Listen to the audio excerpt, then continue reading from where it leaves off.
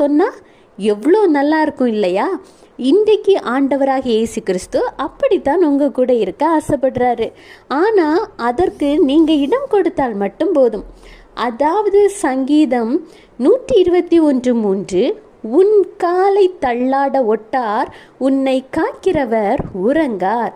ஆண்டவராகி இயேசு கிறிஸ்து உங்களை எந்த காரணத்தை கொண்டும் எந்த சூழ்நிலையிலும் தடுமாறவோ சறுக்கவோ விடுகிற தேவன் இல்லை.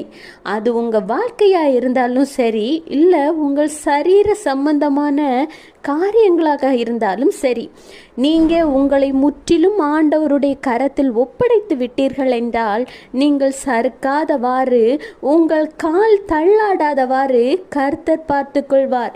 ஏனென்றால் உங்களை காக்கிறவர் உறங்குவதும் இல்லை, தூங்குவதும் இல்லை.